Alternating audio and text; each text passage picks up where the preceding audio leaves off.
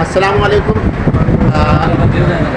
ہم یہاں جماعت غرباء اہل حدیث کے انفارمیشن سیکریٹری محترم جناب عمران احمد سلفی صاحب کے ساتھ یہاں موجود ہیں اور جانتے ہیں کہ عمران احمد سلفی صاحب فلسطین کے مسئلے پر کیا موقف رکھتے ہیں. بسم اللہ الرحمن الرحیم. نحمدہ و نصلی علی رسول الکریم. فلسطین کے حوالے سے پوری دنیا اس وقت بے چین ہے, بے قرار ہے, اور عالم اسلام اور عالم دنیا ان کے اوپر ہونے والے ظلم کے خلاف جو اسرائیل, یہود و نصارہ نے ان پر بمباری کر کر خون میں نہلایا مسلمانوں کو, مظلوم فلسطینیوں کو, آج ان کے بچوں کو جس طرح شہید کیا گیا اور مسلمانوں کا جس طرح خون بہایا جا رہا ہے, ہر طرف بے چینی, بے قراری اور ایک اسرت کا عالم ہے, اور پورا عالم دنیا اس وقت بے چینی کی کیفیت سے دوچار ہے.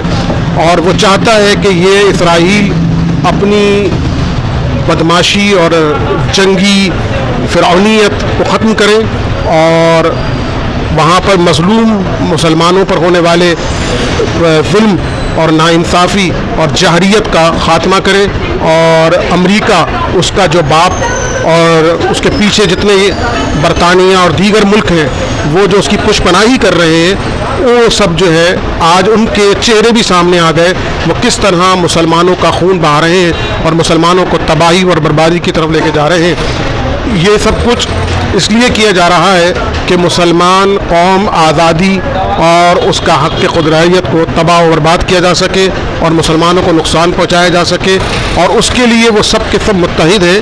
لیکن افسوس اس بات پر ہے کہ پوری عالم اسلام خاموش, سوائے بیانات اور کیا کہتے ہیں اپنے ایک ایجنڈے سے ہٹ کر, اور امریکہ اور دیگر یورپین ممالک کی کیا کہتے ہیں کافہ لیسی میں ملوث ہے, اور جس کا نقصان مسلسل فلسطین اٹھا رہا ہے.